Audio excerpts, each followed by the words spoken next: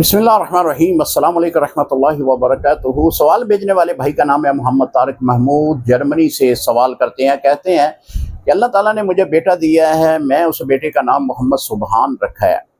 तो एक साहब मुझे कहने लगे कि मोहम्मद सुबहान नाम नहीं रखना चाहिए, सुबहान तो अल्लाह ताला की ज़ात है।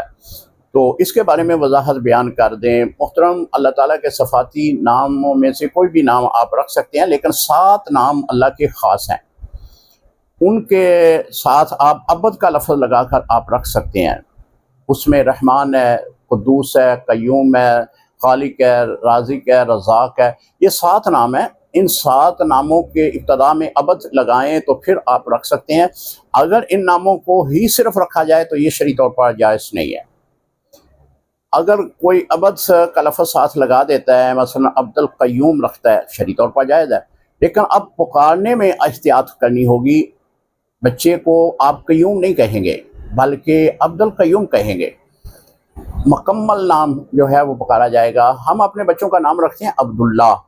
कोई भी अल्लाह नहीं कहेगा, क्योंकि पता है कि अल्लाह की ज़ात वहदहु ला शरीक है। वो साथ अब्दुल्ला यानी मुकम्मल नाम पुकारेगा। इसी तरह इन 7 नामों के साथ भी अब्दुल्ला की तरह ही अबद का लफ्ज़ जो है वो लगाया जाएगा। ये 7 नाम आप नहीं रख सकते। अबद का लफ्ज़ आप इब्तदा में लगा लें, फिर शरई तौर पर जायज़ है। जो आपने नाम रखा है मोहम्मद सुबहान, ये आप बदल लें नाम, और अल्लाह के सफ़ाती नामों में से किसी नाम के साथ भी आप रख सकते हैं। हम अगर मोहम्मद अज़ीम, मोहम्मद अलीम, ये नाम भी अल्लाह ताला के सफ़ाती नाम ही हैं, लेकिन इनको अगर आप इस तरह रखना चाहें तो रख सकते हैं। जैसे मैंने जिक्र किया कि 7 नाम अल्लाह के बड़े ख़ास नाम हैं, उनको अबद के बगैर नहीं रखना चाहिए। अस्सलामु अलैकुम रहमतुल्लाहि व बरकातुहू।